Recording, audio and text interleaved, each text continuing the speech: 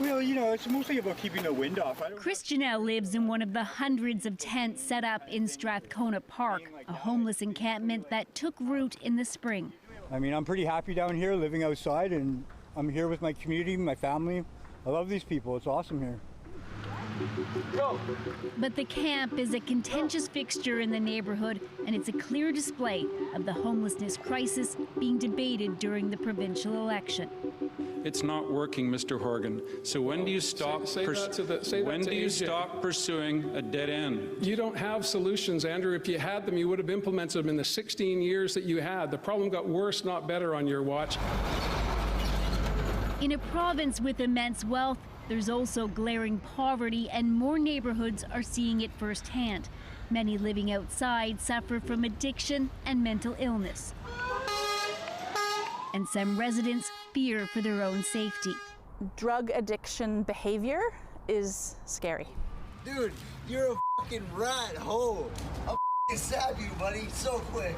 Kim Allen took this video of a man threatening to stab a city councillor and another of someone wielding a chainsaw on the edge of the park. The place that they've chosen to set up now is not appropriate for the behavior that comes with it. On Friday, police were called after a man was found bleeding on the sidewalk. While there are a few examples of extreme violence, many say the very presence of tents means Strathcona's off limits to families living nearby. Can we fill it all the way up? So they have to use other parks. Well, I think that the tipping point has been reached, and quite honestly, everyone should be safe. And I'm not sure the people within the camp feel safe. I'm not sure if the community feels totally safe either.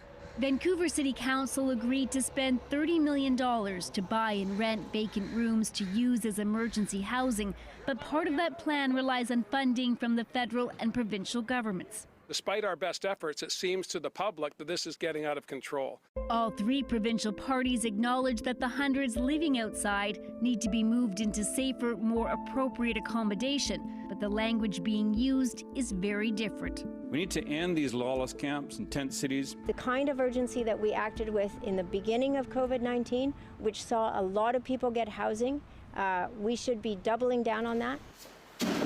In May, hundreds were moved out of tents in Vancouver and Victoria and into hotels bought by the province. Yeah, this is a double room.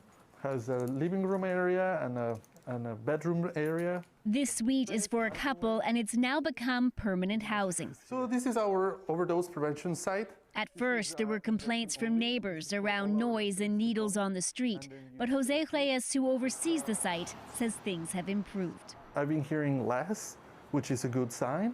It's human nature worrying about you and your family, so I think it's a very natural reaction they're having. He says the building will start its own cleanup crew, and he hopes residents can become a valued part of the neighborhood. Back in Strathcona, some of those living in tents urge people not to assume everyone is a threat. I think they should all just come down here and really talk to some people before they just judge us all and say that we're all like criminals and hoodlums. But Janelle says he won't be moved on into just any temporary housing, adding those living in this park should be consulted when it comes to any solution the government tries to come up with. Briar Stewart, CBC News, Vancouver.